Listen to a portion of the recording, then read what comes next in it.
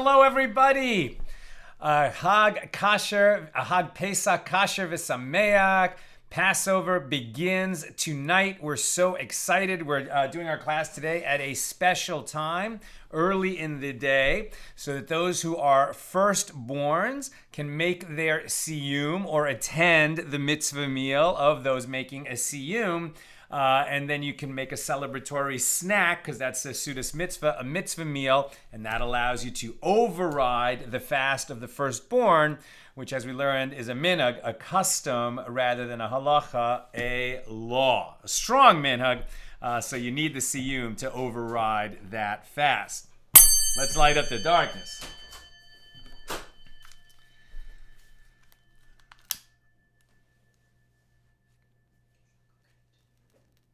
You look great, honey.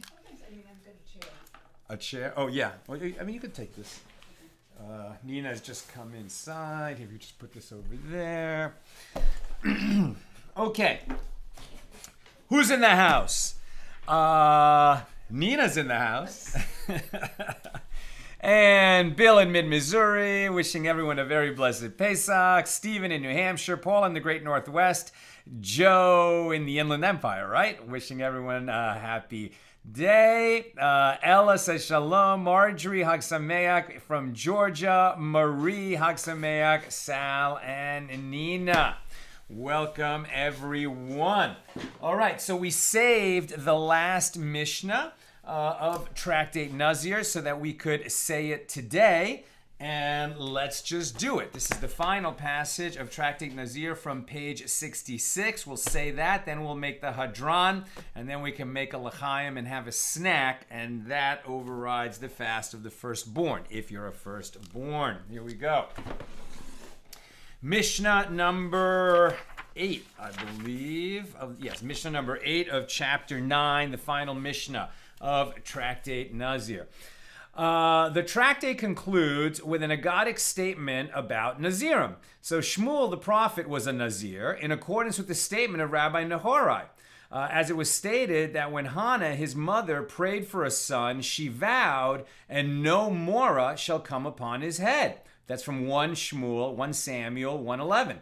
So now, how is it derived that mora is an expression of Naziris? Well, it is stated with regard to Shimshon, Samson, right? Samson, and no razor, mora, shall come upon his head, for the child shall be a Nazir to God.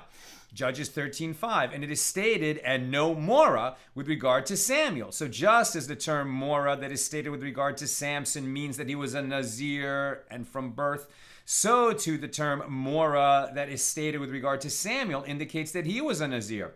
Now, Rabbi Yosef said, but doesn't the word mora mean nothing other than the fear of flesh and blood? The word should be read as though it were written with an aleph and not with a hey, so that it means fear, like yirah, same root.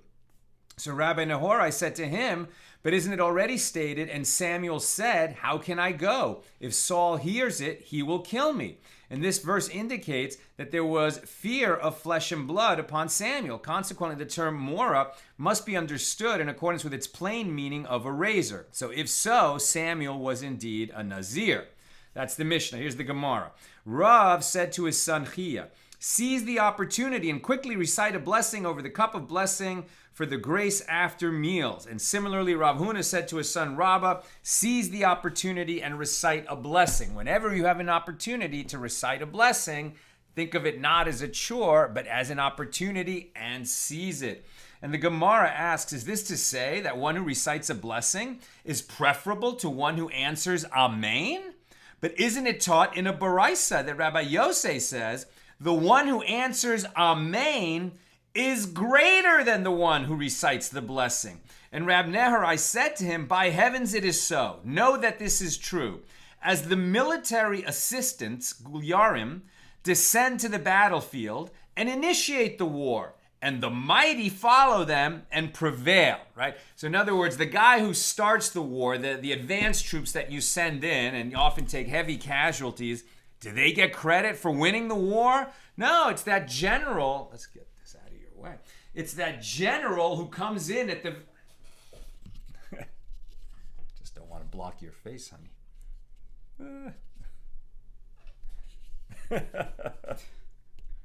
something like that.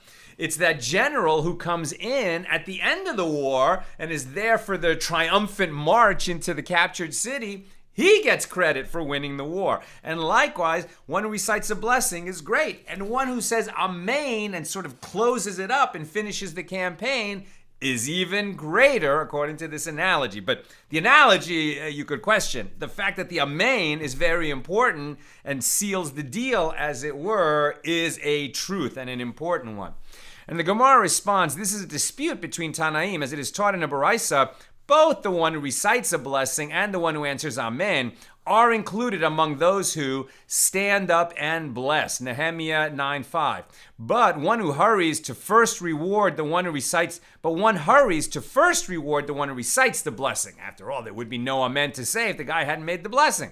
So this Baraisa apparently holds that reciting the blessing is greater than answering Amen. And now the final paragraph, and this is one that we find at the end of quite a few tractates, and we say it in the daily prayers every morning. Rabbi Elazar said that Rabbi Hanina said, Torah scholars increase peace in the world, as it is stated, and all your children, banayich, shall be taught of the Lord, and great shall be the peace of your children. And the sages interpreted this verse homiletically. Do not read it as your children, banayich, but rather as your builders, bonayich. Torah scholars are those who build peace for their generation. That concludes Tractate Nazir. So we immediately say the Hadran that we say at the end of every tractate. We shall return to you, Tractate Nazir, and your glory is upon us. Our thoughts are upon you, Tractate Nazir, and your thoughts are upon us. We will not be forgotten from you, Tractate Nazir, and you will not be forgotten from us, neither in this world nor in the world to come. We shall return to you, Tractate Nazir, and your glory is upon us. Our thoughts are upon you, Tractate Nazir, and your thoughts are upon us. We will not be forgotten from you, Tractate Nazir, and you will not be forgotten from us, neither in this world nor in the world to come. And a third time, we shall return to you, Tractate Nazir, and your glory is upon us. Our thoughts are upon you, Tractate Nazir, and your thoughts are upon us. We will not be forgotten from you, Tractate Nazir, and you will not be forgotten from us, neither in this world nor in the world to come. May it be your will, Lord our God and God of our ancestors, that your Torah will be our avocation in this world and will accompany us to the world to come. Chanina bar Papa, Rami bar Papa, Nachman bar Papa, Achai bar Papa, Abba Mari bar Papa, Rafram bar Papa, Rakishish bar Papa, Surchav bar Papa, Ada bar Papa, Daru bar Papa. Those are the 10 sons of Rabbi bar Papa, Rabbi Papa. And what a beautiful legacy he left, that not only was he a Torah scholar, but all 10 of his sons were Torah scholars. Please, Lord our God, make the words of your Torah sweet in our mouths and in the mouths of your children, the house of Israel, so that we, our descendants, and their descendants, if we're blessed to have grandchildren, and the descendants of your people, the house of Israel, may all know your name and study your Torah for its own sake. Your commandments make me wiser than my enemies, for they are ever with me. Let my heart be undivided in your studies, in order that I may not be put to shame. I will never forget your precepts, for with them you have quickened me. Blessed are you, O Lord. Teach me your statutes. Amen, amen, amen. Selah forever. We give thanks before you, Lord our God and God of our ancestors, that you have placed our lot among those who sit in the study hall, and that you have not given us our portion among those who sit idly on street corners. We rise early and they rise early. We rise early to pursue matters of Torah, and they rise early to pursue frivolous matters. We toil and they toil. We toil and receive a reward, and they toil and do not receive a reward. We run and they run. We run to the life of the world to come, and they run to the pit of destruction, as it is stated. But you, God, will bring them down into the pit of destruction. Men of blood and deceit shall not live out half their days. But as for me, I will trust in you. May it be your will, Lord my God, just as you have assisted me in completing Tractate Nazir, so assist me to begin other tractates and books and conclude them, to learn and to teach and to observe and to perform and to fulfill all the teachings of your Torah with love. And may the merit of all the Tanaim and Amoraim and Torah scholars stand for me and my descendants, so that the Torah will not move from my mouth and from the mouths of my descendants and the descendants of my descendants forever. And may the verse, when you walk it shall lead you, when you lie down it shall watch over you, and when you awaken it shall talk with you, be fulfilled in me, in us. For in the Torah your days shall be multiplied, and the years of your life shall be increased. Length of days is in her right hand, and in her left are riches and honor. May the Lord give strength to his people. The Lord bless his people with peace. Amen. And we say amen. And now we make a l'chaim to celebrate that we completed Tractate Nazir. And that Sal moved the mic so people can actually see me. All right. Now, Nina has been working, literally for weeks, and in the last week, just nonstop, 16 hours a day, getting the house ready, turning it all over, removing every speck of chametz from the house. And so you might think, tequila, what's chametz about tequila? But, there's not kosher most tequila is not kosher for Passover. Patron Silver is kosher the Pesach. You can see it up there. Ooh. There it is. I wonder why that one and not the other Patrons. I don't know. For me. I think it's the way that it's aged. I think this is not barrel aged. Okay. So today, obviously, is a very big day. We're about to start the holiday of Pesach, Passover, and I'm, cooking the soup and the brisket and the gefilte fish and the various odds and ends. But it's also a really exciting day because our son is turning 18 today. So we're trying. I got like a ton of balloons this morning because, he wanted to have a birthday party, but obviously that's not happening. And, he's going to have a Pesach cake, but he's 18. So just wanted to share. It's a really special day. Our youngest. Multiple, what? Our youngest is 18. Our house is full of balloons. Our youngest is 18, exactly. Okay. And let's make a l'chaim to that, and to the SIYUM, and to learning with all of you every day. Mazel tov to everybody. You guys are here. It's really, honestly, I'm, monitor comments and I watch the show every day. It's really hard for me to understand. I get my mind just explodes. It's some of it, especially this past tractate, Nazir. So I'm just so impressed by all of you, people who come and your questions, and you're engaged and following it way more than I can. So it's just amazing that this community has come together and doing something that's really challenging, honestly. Learning Talmud this is not easy stuff. And so thank you all for being here, and familiar faces, familiar names, and newbies. I think Sal's really killing it. And for those who've been asking about the movie, we just had a screening last night of basically the first draft. It's called The Rough Cut. And we couldn't be more excited. I just can't wait for you guys to see it. It's just, I don't know. I'm very proud to be involved, and I know Sal is too, and I'm super proud of Sal. So, how many Hollywood directors are also teaching Talmud 7 days a week? I think there's just one. Probably there's just one. But so none of it is possible without our community. And thanks for everybody's patience when, we went on a hiatus. Sal was just itching to get back. So we're glad to be back. All right, let's celebrate. And thank you, honey. That means a lot to me. Of course. And let me just tribute Nina. She's been working so hard. When she's monitoring comments, that's a job. She doesn't consider herself a Talmudist, but she's sitting there listening to me teach it every day. You're completing the tractate too, my dear. Kicking and screaming. Kicking and screaming all the way. Your phone keeps ringing. Oh, I think that's probably is Avi, our son. Let me just tell him that I'm... All right, let's make a l'chaim. I'm on camera right now. Okay. Hang on, let me just... I don't want him to leave. Now you can see we're really a family. I don't want him to leave for his birthday celebration with his girlfriend, whose birthday was yesterday, before I get inside. But okay, here we go. I'll be right back. Okay. L'chaim. Baruch atah Adonai Eloheinu melech haolam shakol nihei b'divaro. Amen. Baruch atah Adonai melech haolam shakol nihei b'divaro. Amen. All right, and so you got to eat a little something. We have these wonderful chocolate-covered macaroons. I got to say, these are awesome. First macaroons of the holiday. They're not just the regular can. Thank you. So are these a mizonos? They're coconut? Not mizonos. Okay. Shahakol. And we made shahakol. We don't need to make that. Yeah. Okay. He's very anxious. The birthday boys. Only me. I got to go. Okay. Okay, love you guys so much. Have an amazing holiday. Chag Sameach to all. And may this be the best and most meaningful and most kosher Passover ever for all of you. Amen. Mwah. Love you guys. Okay. Will you pass me questions at the end? Yeah. Okay. All right. Here we go.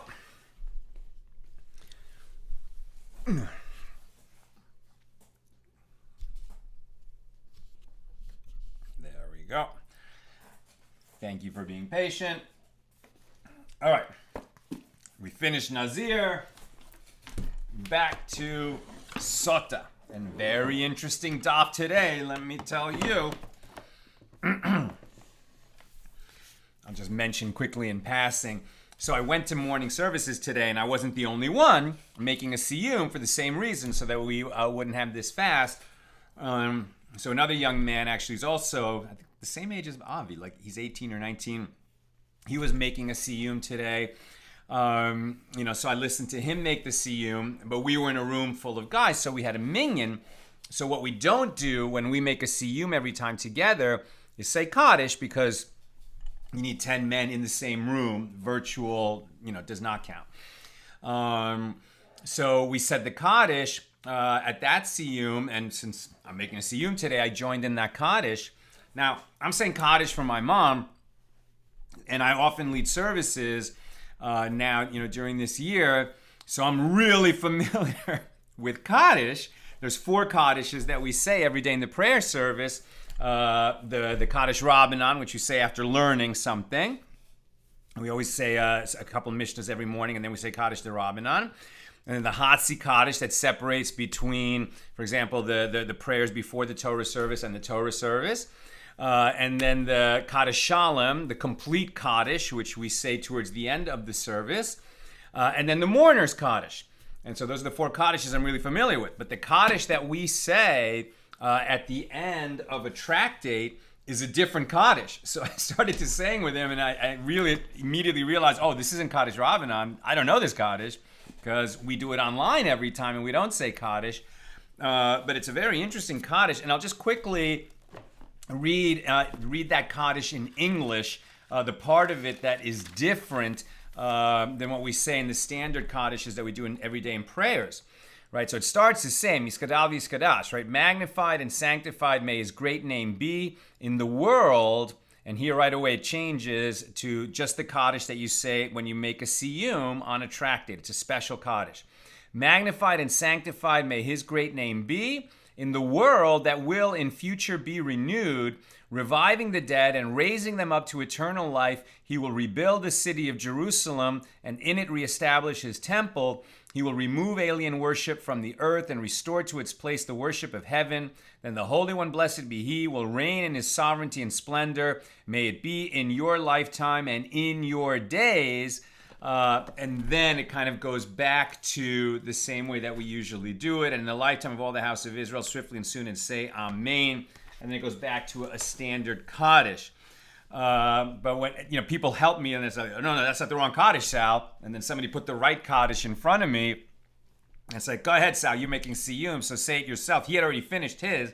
So now I'm on my own saying this unfamiliar Kaddish in Aramaic with a bunch of words that I just don't say usually. And I'm like, I can do this. But I just, I was humbled, like we talked about the other day. It was that kind of bittersweet humbling that, no matter what you think you've learned something. There's always so much more to learn. Anyway, a little digression.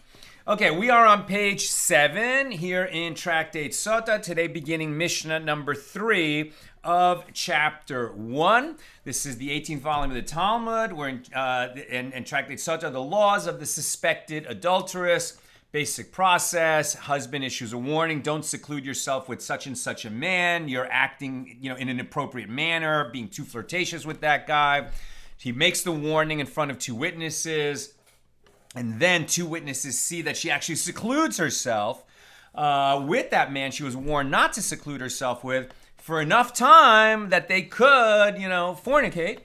And then, that the husband goes, as we'll see, to the court in his town and says, I warned her. Here are the witnesses. She secluded herself anyway. Here are the witnesses.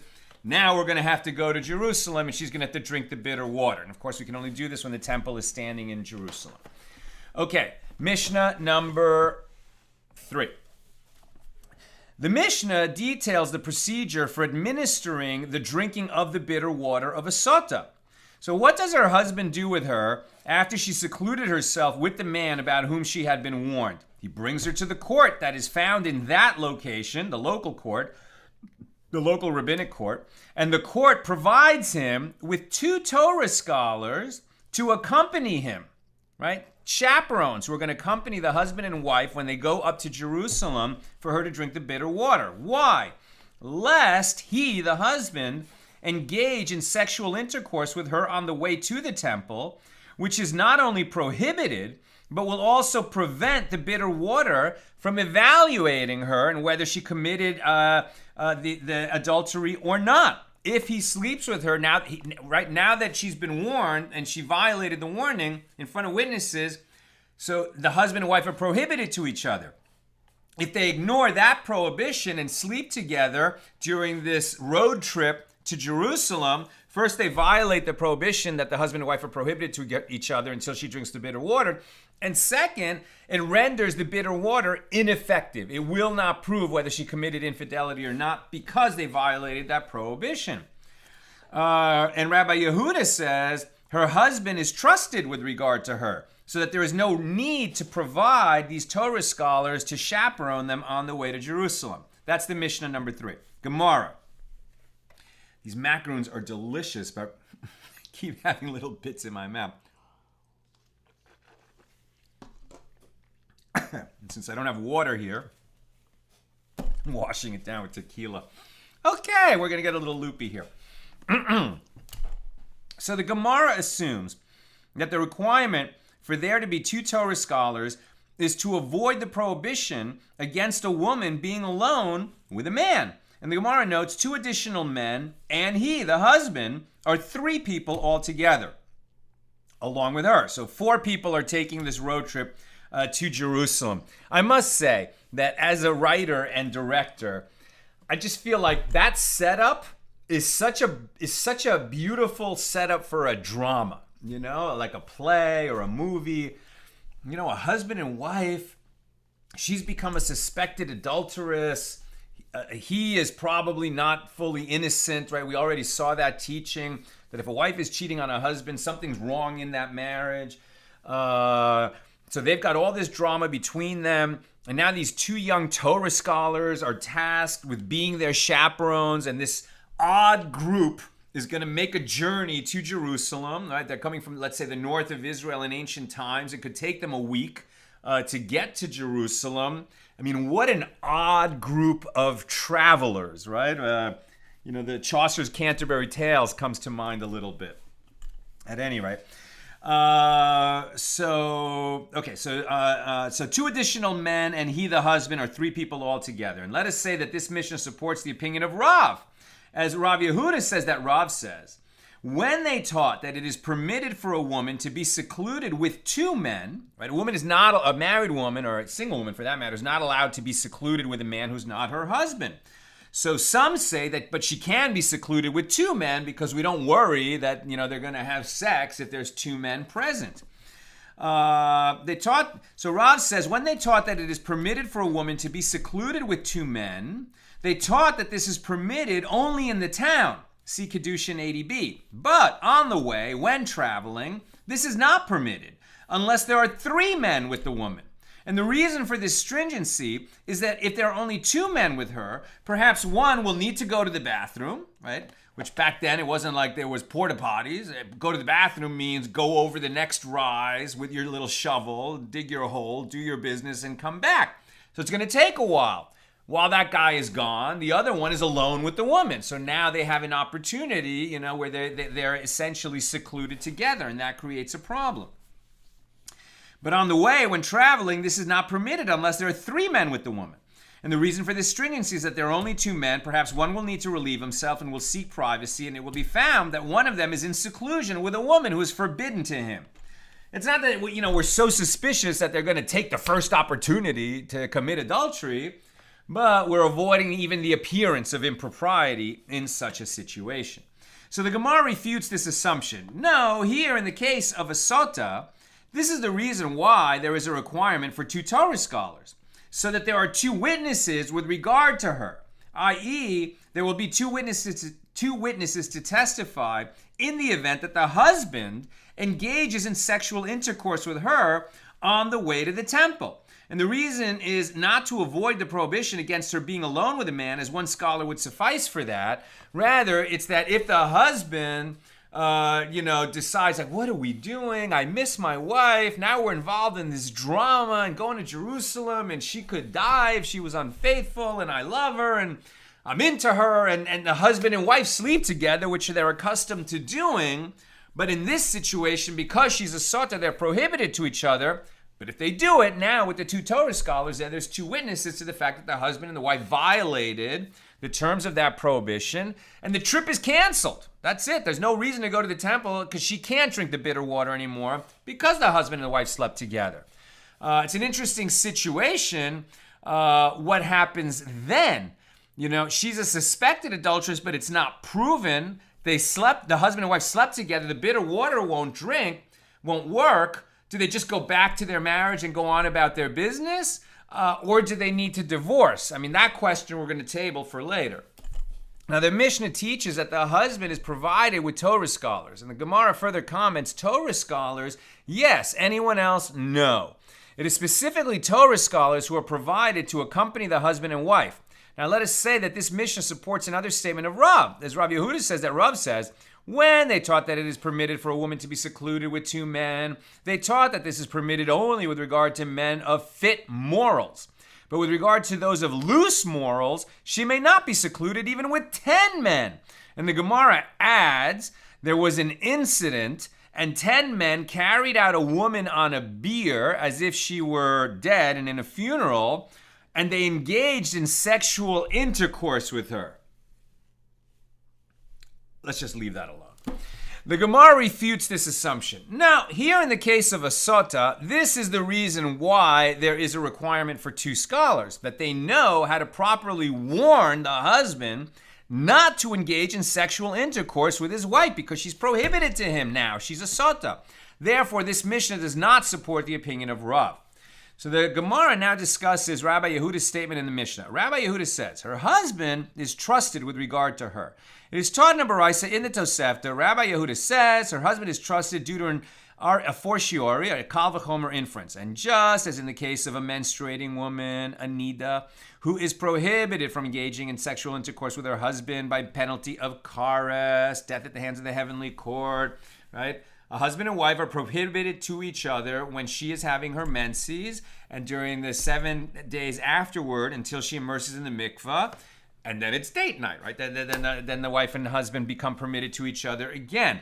A husband who has intercourse with his wife while she's a menstruating woman has violated a very severe prohibition, punishable by kares, right? Which we've learned elsewhere has a lot, the sages debate what it means, but it's not good. It could be a premature death. It's somehow excision or death at the hands of the heavenly court.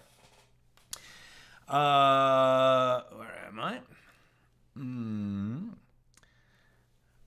So just as in the case of a menstruating woman who is prohibited from engaging in sexual intercourse with her husband by penalty of kares, her husband is nevertheless trusted with regard to her as he is permitted to seclude himself with her. We don't have, chaperones in every home to make sure that the husband doesn't sleep with his wife when she's a nida. We trust our husband to know what the law is and not to do that. And so her husband is nevertheless trusted with regard to her, as he is permitted to seclude himself with her. So too with regard to a Sotah, who is prohibited from engaging in sexual intercourse with her husband only by penalty of a prohibition. It's not punishable by kares for the husband of a Sotah to sleep with her. It's just a prohibition. Is it not all the more so that he should be trusted and we don't need to send chaperones with him? That's the minority opinion of Rabbi Yehuda. And the rabbis, the majority who who overrule Rabbi Yehuda, they say, well, no, your point provides support for the contrary opinion, as these considerations lead into the opposite conclusion. A menstruating woman is forbidden by penalty of kares, and this is a stringent prohibition for the husband, and this is why he is trusted not to engage in sexual intercourse with her. By contrast, a Sotah is forbidden to him only by a prohibition. This is not a stringent prohibition to him, and therefore he might think, it's not so bad, I'll just do it, and therefore he is not trusted to be alone with her in this journey to Jerusalem for her to drink the bitter water. So the Gemara asks, and Rabbi Yehuda, Does Rabbi Yehuda in fact derive this law from the Kal V'chomer inference? But Rabbi Yehuda derives it from a verse, as it is taught in a Baraisa. The verse says, "Then shall the man bring his wife to the priest," right? From the passage of the Sotah, Numbers 5:15, teaches that by Torah law, the man alone brings his wife to the temple. But the sages said the court provides him with 2 Torah scholars to accompany him, lest he engage in sexual intercourse with her on the way to the temple. Meaning that by Torah law, the husband by himself brings her to Jerusalem to the priest to drink the bitter water. By rabbinic decree, we send 2 Torah scholars along the way so that he won't have intercourse with his wife. And if he does, so that they will be witnesses and, to provide the chaperones who will make it just less likely to happen. Now, the Baraisa records a second opinion. Rabbi Yosei says her husband is trusted with regard to her based on a Kal V'chomer inference. And just as a nida, a menstruating woman, is prohibited from engaging in sexual intercourse with her husband by penalty of kares, and her husband is nevertheless trusted with regard to her, then with regard to a Sotah who is prohibited by engaging in sexual intercourse with her husband by penalty of only a prohibition, should he not all the more so be trusted? Isn't that what we just said before was Rabbi Yehuda's reason for trusting the husband to not need chaperones? Well, the sages said to him, no, if you say that this is true with regard to the nida, the reason that he is trusted is not due to the severity of the prohibition. Rather, he is trusted because she has the ability to become permitted to her husband after her menstrual flow has ceased and she is immersed in the mikveh. Shall you also say that this is the case with regard to a sotah?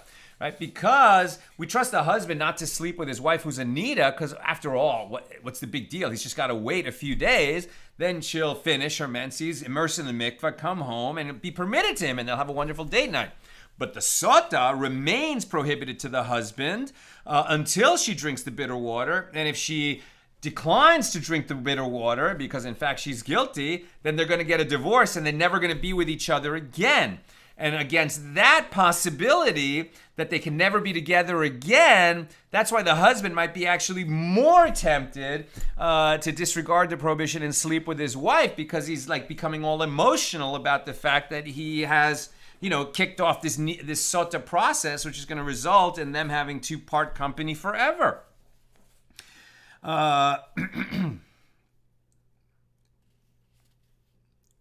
So you also say that this is the case with regard to a sotah who potentially does not have the ability to become permitted to her husband again due to her suspected adultery. And proof to the notion that people will more readily commit illicit acts that are permanently prohibited as opposed to acts that are only temporarily prohibited and they could just wait and then it'll be permitted. But things that are permanently prohibited, they're just going to say, well, I'm just going to do it, right? People do that. That's psychology, right? How do we know that? From Proverbs 9:17. Stolen waters are sweet, and bread eaten in secret is pleasing. Consequently, there is a concern that the husband will engage in sexual intercourse with his sotah wife if they are not accompanied by Torah scholars on the way to Jerusalem. Now, the Baraisa quotes a third opinion, right? This Baraisa that talks about whether we send Torah scholars or not has 3 opinions, right? There was Rabbi Yehuda, there was Rabbi Yosei.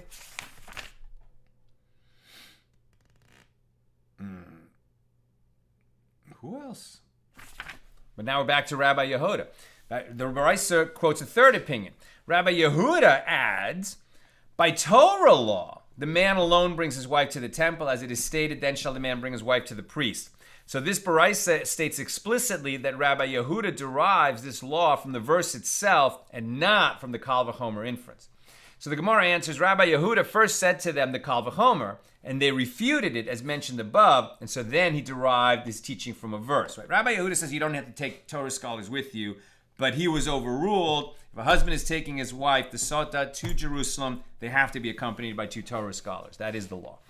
And the Gemara clarifies, apparently the opinion of Rabbi Yehuda is the same as that of the first Tana in the Baraisa, who also cites the verse as proof that by Torah law, the husband alone brings his wife to the priest. And the Gemara explains, the difference between them concerns the following clause, but the sages said that the court provides him with 2 Torah scholars to accompany him. And the first Tana holds that the sages require 2 scholars to accompany the husband and wife, while Rabbi Yehuda holds that they do not. That concludes our discussion of Mishnah number 3. Here's Mishnah number 4. This Mishnah details the next stage of the Sotah process.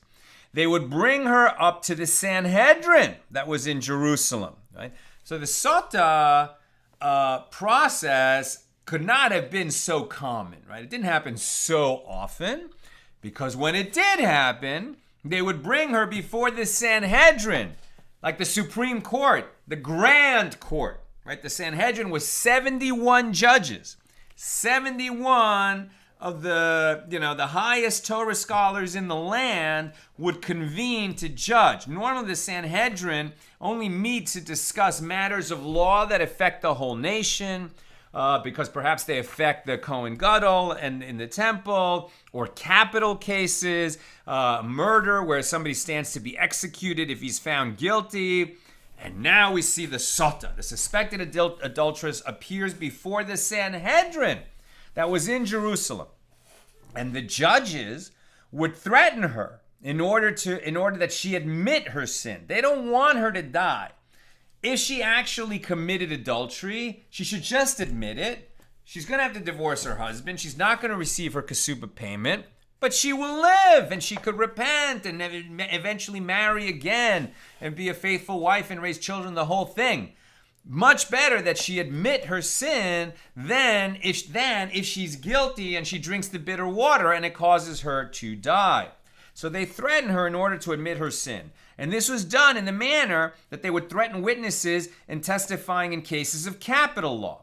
In those cases, and we learned that in Tractate Sanhedrin, in those cases, the judges would explain to the witnesses the gravity of their testimony by stressing the value of human life.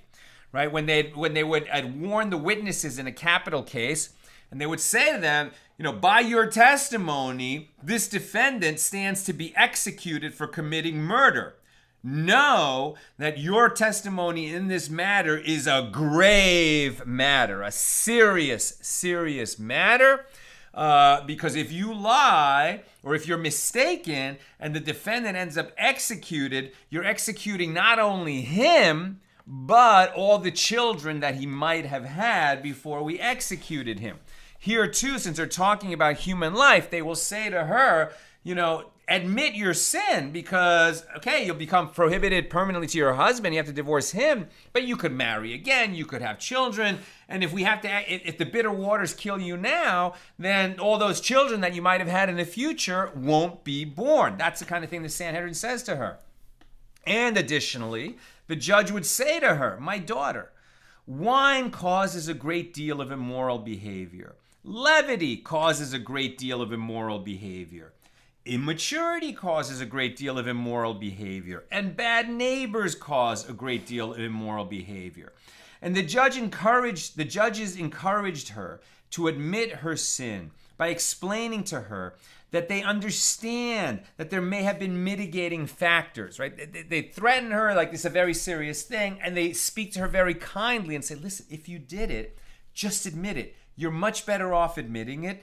You don't have to feel so bad. Okay, you committed a grave sin. It's going to destroy your marriage. It's bad. But it happens. It's happened to other people. You won't be the first. You won't be the last. Just admit it if you did it. And the judge then continues, act for the sake of God's great name, so that God's name, which is written in sanctity, shall not be erased in the water. Right? The passage of the Sotah, which is written on a parchment and then put in the bitter water and the ink dissolves, means that God's name will be erased. We don't want to do that if it's unnecessary. Now, if the woman admits to having committed adultery, the scroll upon which the name of God is written will not be erased. And additionally, the judge says in her presence, matters that are not worthy of being heard by her and all her father's family, in order to encourage her to admit her sin, as the Gemara will explain. If, after the judge's warning, she says, it's true, I am defiled. She committed adultery. So she writes a receipt for her marriage contract. That is, she writes a receipt indicating that she has no claims on her husband with regard to the sum written in her ketubah, as a woman who admits to adultery forfeits her right to the payment, and she is then divorced from her husband. Interestingly, it's a patriarchal system, right? A woman cannot demand a get from her husband, right? The husband gives the get. The husband divorces the wife. She doesn't have the unilateral right to divorce the husband. But if she cheats on him and becomes defiled, then he has to divorce her. I have no idea. I mean, I wonder if that was a method that was used if the husband would not give the divorce that the woman wanted. Like, that's how she could take matters into her own hands. That's 100% me speculating as I read this. So at any rate, and she is then divorced. But if after the warning she maintains her innocence and says, no, I am pure, I did not commit adultery, right? After all those warnings, if she still says she's pure, it must be because she's innocent, right? Now she has a way to prove it by drinking the bitter water. So they bring her up to the eastern gate, which is at the opening of the gate of Nicanor, because 3 rites were performed there. They give the Sotah woman the bitter water to drink, and they purify women who have given birth, and they purify the Mitzorah from their tsaras, and they finish their purification, and they do that at the gate of Nicanor.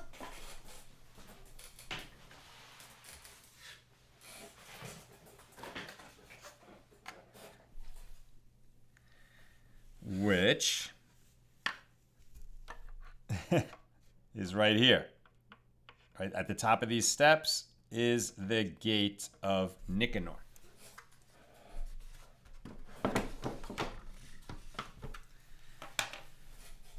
But so the Mishnah continues describing the Sotah process, and the priest grabs hold of her clothing and pulls her clothing, unconcerned about what happens to the clothing. If the clothes are torn, so they are torn. If the stitches come apart, so they come apart. And he pulls her clothing until he reveals her heart. Yes, you heard that correctly. The Sotah is, she shouldn't have put herself in that situation to be a suspected adulteress. Now, she's claiming she's innocent. She didn't actually commit adultery. Okay? But the price to be paid for secluding herself with a man who's not her husband after her husband warned her not to seclude herself with that man, and now she's going to drink the bitter water, is this terrible public humiliation where she stands in the temple. I mean, she stands in the courtyard of the temple, and a priest has the job of ripping open her garment so that her upper body is revealed. And then he unbraids her hair, right? Her hair, she's a married woman, so her hair is meant to be, covered by a wig or a kerchief, a hat, whatever. But now her hair is let loose, right? And it's sort of like you wanted to be a wanton woman. You wanted to take risks with your reputation and your standing as a married woman. You acted in a loose, wanton way. So here, you're exposed. Your hair is exposed. Your upper body is exposed in front of all the people who are present in the temple courtyard. And that was a crowded place. And it's horrible. And he pulls her clothing until he reveals her chest. And then he unbraids her hair. And Rabbi Yehuda says, if her heart was attractive, he would not reveal it. And if her hair was attractive, he would not unbraid it. Interesting. But the law is, the priest grabs hold of her clothing. After God's name is erased into the water, the priest chosen by lot grabs hold of the clothing of the Sotah and pulls them off and exposes her chest, and he uncovers and unbraids her hair.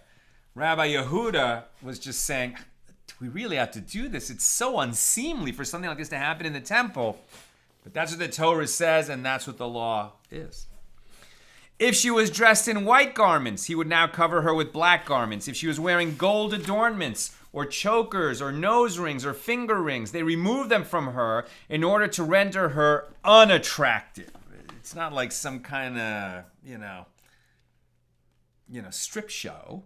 It's meant to be a horrible, humiliating experience. And afterward, the priest would bring an Egyptian rope fashioned from palm fibers and he would tie it above her breasts. And anyone who desired to watch her may come to watch, except for slaves and maidservants who are not permitted to watch, because her heart is emboldened by them, as seeing one's slaves reinforces one's feeling of pride, and their presence may cause her to maintain her innocence when in fact she's guilty. And all of the women who are present in the temple are permitted to watch her, as it is stated, thus will I cause lewdness to cease out of the land, that all women may be taught not to do after your lewdness. We're on 7b. That's the Mishnah number 4. Now we're the Gemara. The Gemara asks concerning the law that the Sotah is brought before the Sanhedrin. From where are these matters derived? And Rabbi Chia bar Gamda says that Rabbi Yosef, the son of Rabbi Hanina, says, this is derived by means of a verbal analogy between the words Torah and Torah. It is written there with regard to a Sotah, and the priest shall execute upon her all this law, using the word Torah for law there. And it is written there with regard to a rebellious elder who must go to the place chosen by God and follow the ruling of the Sanhedrin, according to the law, the Torah, that they shall teach you, from Deuteronomy 17:11. Now, just as there, the verse is referring to what occurs in the presence of a Sanhedrin of 71 judges, so too here, with regard to a Sotah, the verse is referring to that which occurs in the presence of the Sanhedrin of 71 judges. The Mishnah teaches, and they threaten her in order that she admit her sin, to obviate the need to erase God's name in the bitter water. And the Gemara raises a contradiction from that which was taught in a Baraisa and the Tosefta. In the same manner that they threaten her so that she will not drink, so too they threaten her so that she will drink. As they say to her, my daughter, if the matter is clear to you, that you are pure, if you are innocent, well then arise for the sake of your clear position and drink, clear your name. If in fact you did not commit adultery, drink the bitter water. If you are innocent, if you have nothing to fear, then you have nothing to fear, because the bitter water is similar only to a dry poison placed on the flesh. If there is a wound there, the poison will penetrate the blood and enter the bloodstream. But if there is no wound there, then the dry poison has no effect. And this teaches that the woman is warned not to drink if she is guilty, but if she is not guilty, then she is encouraged to drink the bitter water. And there is no mention of the latter in the Mishnah, about that she's encouraged to drink if she's innocent. Why is that mentioned in the Mishnah? So the Gemara answers, this is not difficult. Here the Mishnah is referring to before the scroll was erased. And at that point, the woman is warned only not to drink if she is guilty, so that the name of God will not be erased.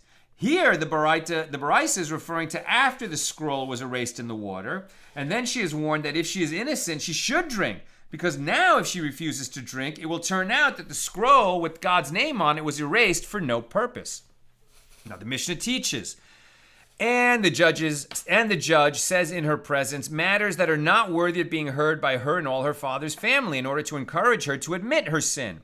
And the Gemara cites a Baraisa that details what was said. The sages taught in a Baraisa, the judge says in her presence words of homiletical interpretation and mentions incidents that happened to previous generations that are recorded in the early prophetic writings. For example, they expound the following verse from Job.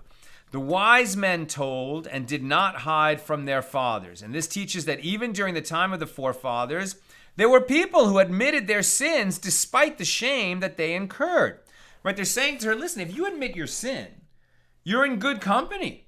And what they're going to cite is 2 of the 12 brothers who were Jacob's sons, who sinned and admitted their sin. And she would be in the company of, great righteous tzaddikim in our history.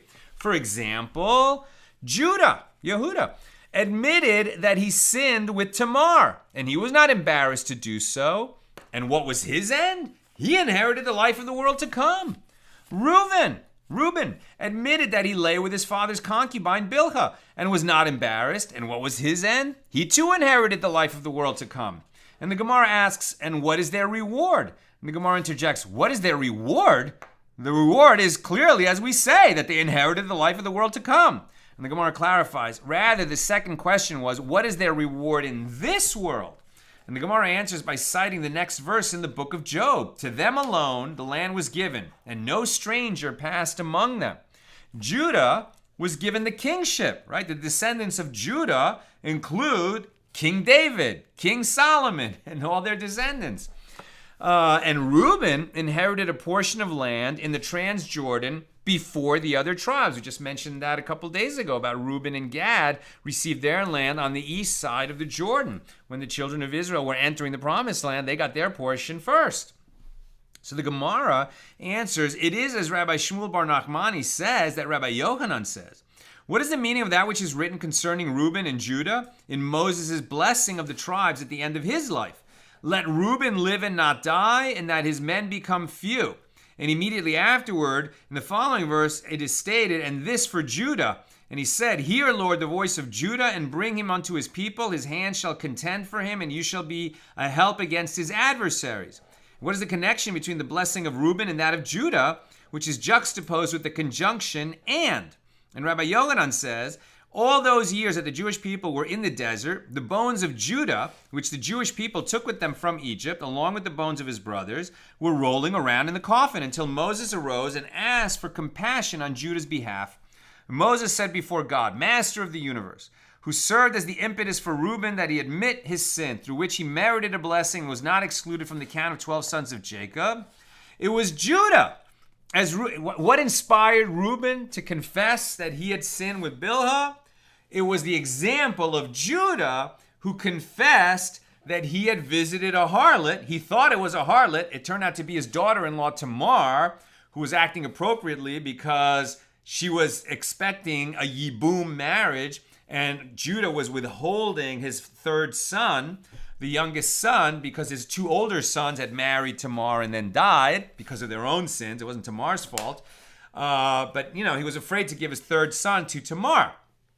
Meanwhile, she's waiting and languishing and not able to get married to some other guy as she waits for that son. And so she tricked Judah by pretending to be a harlot, and he slept with her. And then, when they heard she was pregnant, he said, oh, burn her. And she said, whoa, I am pregnant by the man who left this staff and signet. And Judah said, oh, that was me. I admit it. She is more righteous than I. And he admitted that publicly. And from that union, by the way, are the descendants that lead to King David, right? She has twin boys, and one of them is the ancestor of King David. But the point is that Judah admitted that publicly. And when he did that, he taught the importance and the example of admitting your sin and making an atonement. And Reuben learned that lesson from his brother Judah. So it was Judah, as Reuben saw him confess his sin and thereby did the same. So Moses continues the next verse, and this for Judah, as if to say, is this Judah's reward for serving as an example of confessing to one's sins, that his bones are rolling around? And immediately afterward, I'm almost done, so if you have questions, get them in. Immediately after Moses prayed, the verse states, hear, Lord, the voice of Judah, Deuteronomy 33:7. His bones then entered their sockets, and his skeleton was reassembled, but the angel still did not elevate him into the heavenly study hall. Moses then prayed, and bring him into his people, i.e. those in the heavenly study hall. And this prayer was accepted, but he still did not know how to deliberate in Torah matters with the heavenly sages. So Moses prayed again, his hand shall contend for him, meaning that he should have the ability to contend with them in the heavenly academy. But still, Judah was unable to draw conclusions from his discussion in accordance with the law. And so Moses prayed again, and you shall be a help against his adversaries. This blessing that Moses gives at the end of his life, it sounds like a blessing for the whole tribe of Judah, but it's being reinterpreted homiletically as a prayer that Judah himself be forgiven all his sins, that his bones be reassembled, that his soul ascend to take its proper place at the top, the upper rungs of heaven in the heavenly academy, and that he have the ability in the heavenly academy, to argue Torah with great competence among all the other great Torah scholars in the heavenly academy. So the Gemara discusses the propriety of admitting one's sins in public. Granted, with regard to Judah, it was proper that he admitted his sin in public, as he did so in order that his daughter-in-law Tamar not be burned innocently. But why did Reuben admit his sin in public? But didn't Rav Sheshes say, I consider one who specifies his sins in public to be brazen, as one who does so indicates that he is not embarrassed by his actions. And the Gemara answers, the reason he admitted his sin in public was in order that his brothers should not be suspected of having committed the deed that he himself committed. And that concludes our learning today. Near the bottom of page 7b. We published the holiday schedule in the email. We'll put it on the Facebook page. Bottom line, we're not having class. Well, we had today's class now. No class Thursday, no class Friday, no class Saturday, and we'll do highlights of 4 dafs on Sunday at the regular time. Sunday at 6 p.m. Pacific is our next class. We'll have class on Sunday and Monday, and then on Tuesday, I think we have a noon class because the 7th and 8th day of Pesach begins next Tuesday, right? So no class until Sunday night, but we'll put the schedule on the Facebook page, and it's already been circulated in the email. If you're not getting the email, make sure you're subscribed to the AT Bulletin, which carries the AT Daily Schedule, among other beautiful teachings that Nina has been putting together, and her Thursday Hero, humor, etc. You want to get the AT Bulletin, and you can subscribe to that at accidentaltalmudist.org. Okay, let's check questions or comments. On Sotah, page 7.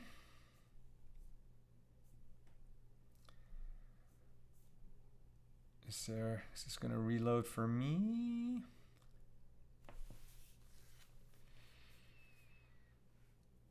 Okay, maybe Nina got caught up with Avi inside. Let me just scan the comments myself. Renee, it makes me think of the scene in Game of Thrones wherein Cersei Lannister is made to walk through the city naked while the public humiliate her and shout, shame, shame. You know, I didn't watch that show, but I heard about that scene, and when I heard about it, exactly, I thought about this bit in the Sotah. Stephen, after she admits her adultery in Jerusalem, that must have been quite a trip back to her hometown. Do all 3 accompany her home? Right, exactly. Talk about a drama, right? Now, her husband, who divorced her, he's not going to be permitted to marry her again, right? They have to go their separate ways because, like, you can marry a woman that you divorced if she hasn't slept with someone else, but this woman has slept with someone else. That's why they're divorced. So the husband and she won't be permitted to each other again. Otherwise, she's a single woman. Now, they're going to accompany her, not to prevent her from committing adultery. She's now a single woman, but rather, so she's safe. I mean, a single woman traveling alone in ancient times is just not safe. But yes, that would definitely be part of that drama, is that trip home. Lucy, can't the husband decide to annul the Sotah process he started if he decided he started it in error because of his unreasonable jealousy? That's a great question, and I don't know the answer. I don't think we've covered that. Can he regret, like once he goes to the local court in his town and says witnesses to the warning, witnesses to the seclusion, she's now a Sotah, they're prohibited to each other. So I think it's out of his hands. He started it, right? So either she's innocent and she's going to drink the bitter waters, or, you know, she's guilty and she's going to refuse to drink the bitter waters and they have to divorce. I mean, it's a really, you know, this is why we learn at the very first page, don't do this, right? Don't start the Sotah process unless there's just no other choice. I think that's all for the comments. Shandora, so glad I got the right tequila. Zizin Pesach, happy birthdays. Thank you so much for doing this wonderful class. That's what I've got for us today. My friends, you should be blessed with a beautiful, sweet, kosher, meaningful, uplifting Passover. And I look forward to learning with you again on Sunday night at 6 p.m.